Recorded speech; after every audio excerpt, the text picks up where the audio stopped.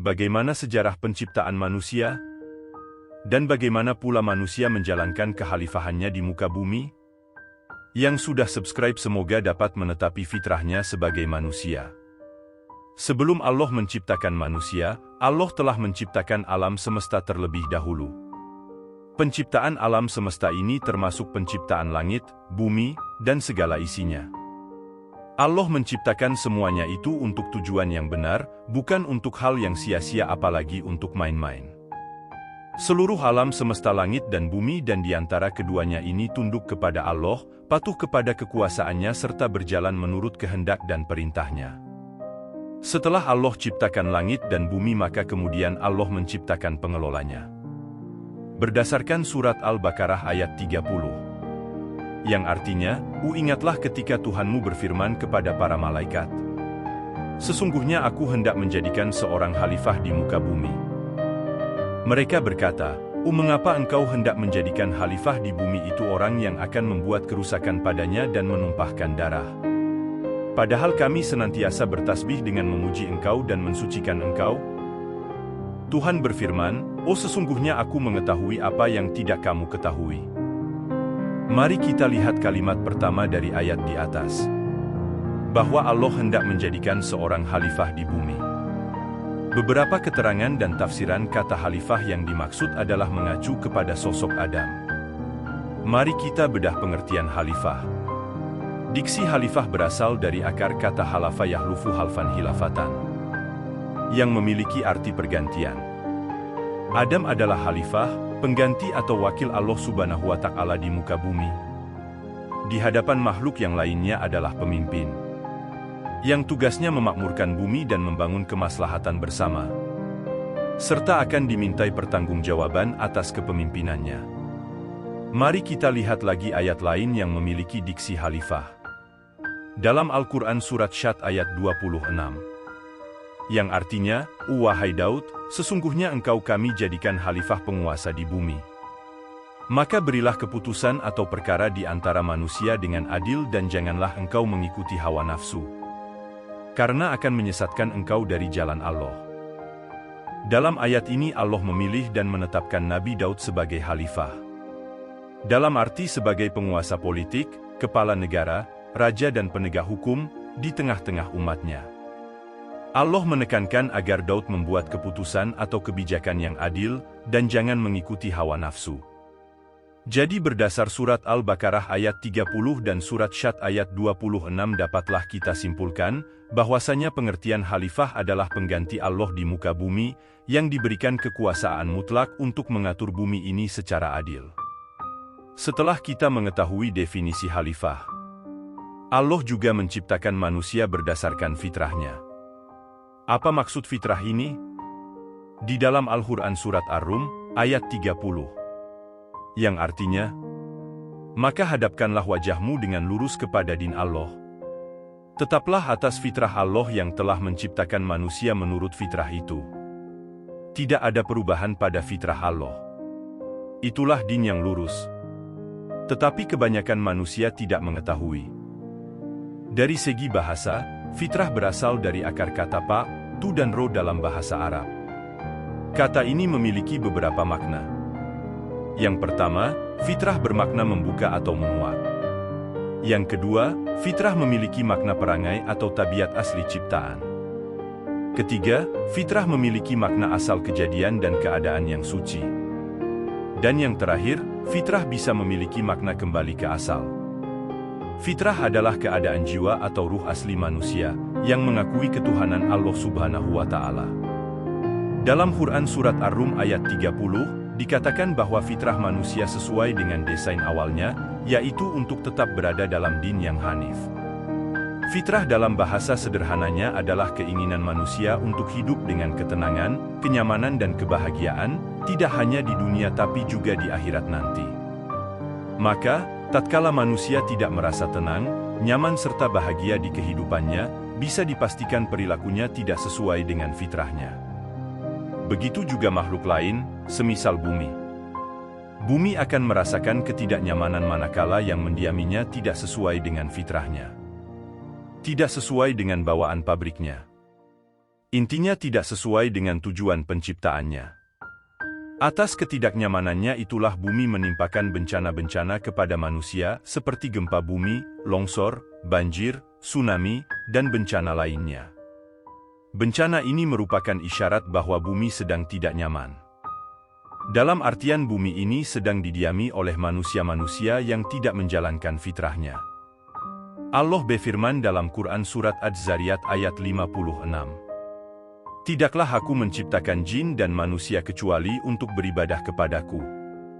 Penciptaan manusia pada dasarnya adalah untuk menjadi hamba Allah yang memegang amanat berupa aturan-aturan dari Allah yakni dinul Islam. Keterangan ini didapatkan dalam surat Al-Ahzab ayat 72. Yang artinya, sesungguhnya kami telah menawarkan amanat kepada langit, bumi, dan gunung-gunung. Tetapi semuanya enggan untuk memikul amanat itu dan mereka khawatir tidak akan melaksanakannya. Lalu, dipikullah amanat itu oleh manusia. Sesungguhnya manusia sangat zalim lagi sangat bodoh. Maka jelaslah sudah, bahwasanya manusia akan terjaga fitrahnya manakala berada dalam dinul Islam. Maka dalam perjalanannya menjaga fitrah ini manusia akan berhadapan dengan makhluk yang bernama Azazil, yang merupakan bangsa dari iblis. Dalam peristiwa penciptaan Adam, iblis dengan tegas menolak perintah Allah untuk bersujud kepada Adam. Bahkan atas kesombongannya itu, iblis menerima kodratnya untuk menjadi penghuni neraka selama-lamanya. Atas kodratnya itu, iblis meminta penangguhan kepada Allah untuk mengajak Adam dan keturunannya untuk membersamanya di neraka. Maka dari sinilah muncul dua kelompok yang senantiasa akan bertarung sampai kiamat nanti. Yaitu kelompok yang menetapi fitrahnya dan kelompok iblis yang akan menghalangi manusia menjalankan fitrahnya.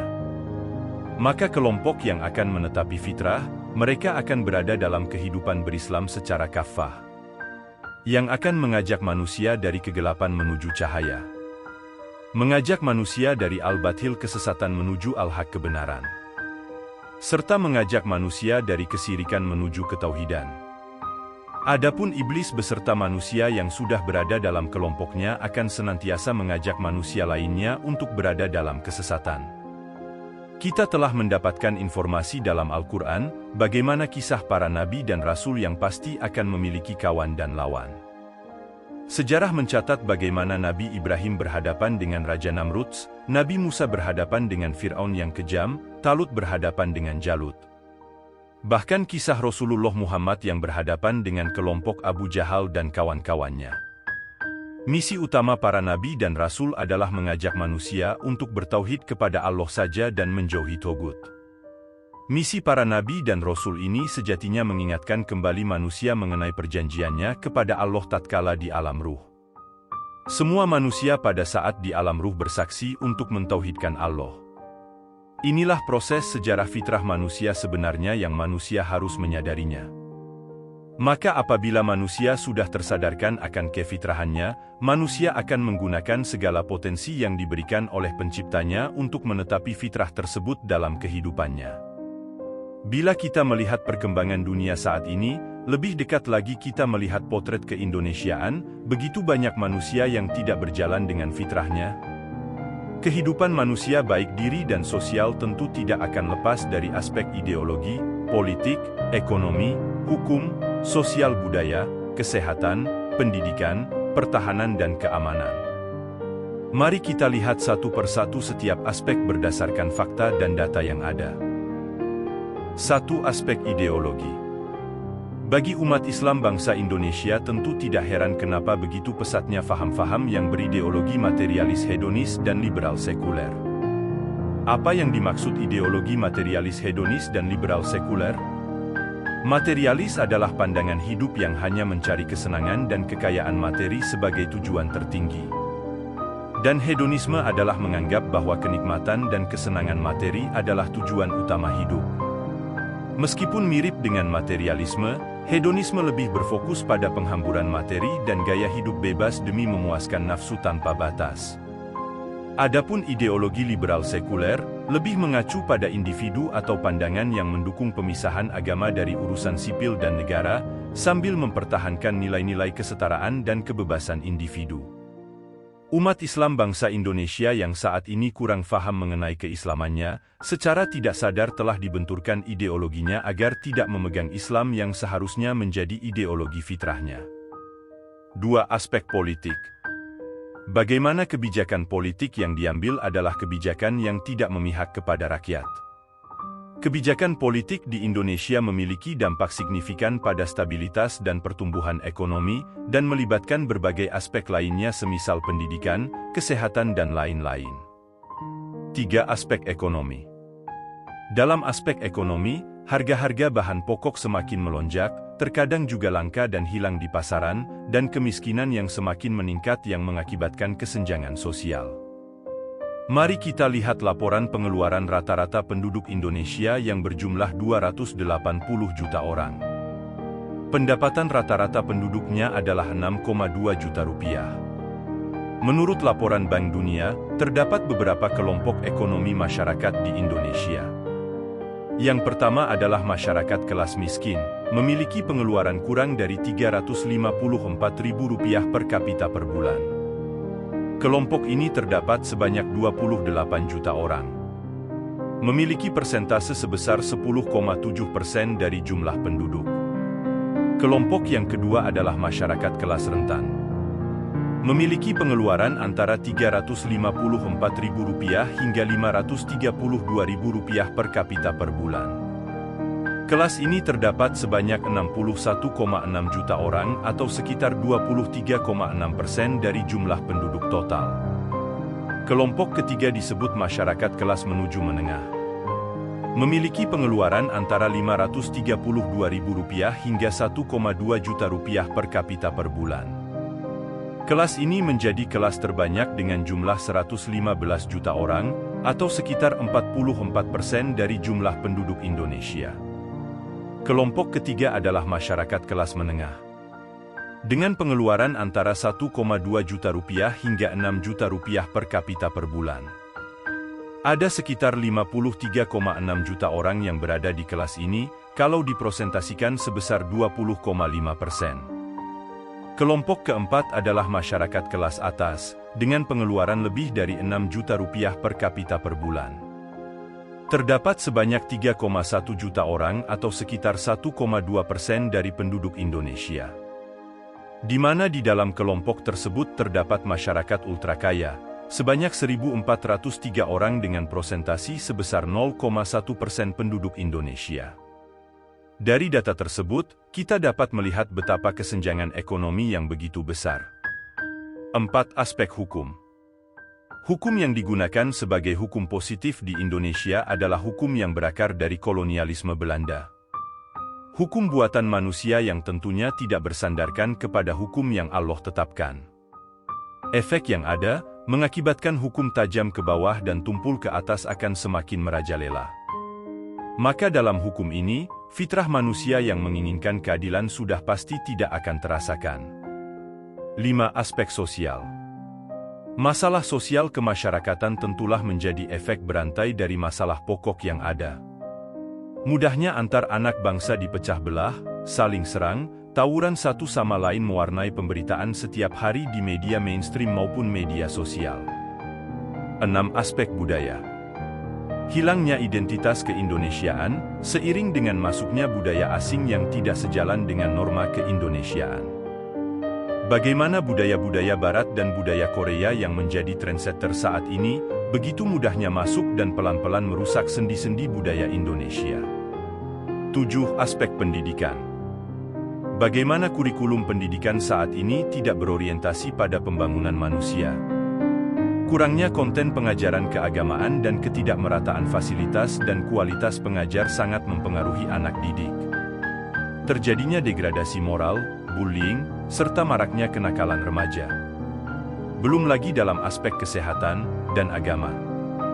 Dengan jumlah pemeluk Islam mayoritas, semestinya tidak harus terjadi fenomena Islamofobia di Indonesia. Umat Islam selalu dianaktirikan, dianggap radikal dan intoleran. Dan banyak kita lihat fenomena-fenomena lain yang tidak sejalan dengan fitrah manusia. Semakin kita melihat lebih dalam, semakin kita akan melihat dengan nyata dan rasakan bahwa kelompok orang yang menetapi fitrahnya akan selalu dihadapkan dengan pengikut iblis yang senantiasa menghalangi manusia untuk menetapi fitrahnya sebagai hamba Allah dan sebagai khalifah di muka bumi. Mudah-mudahan kita termasuk pada kelompok orang yang senantiasa menetapi fitrahnya. Jangan lupa like, comment, and subscribe.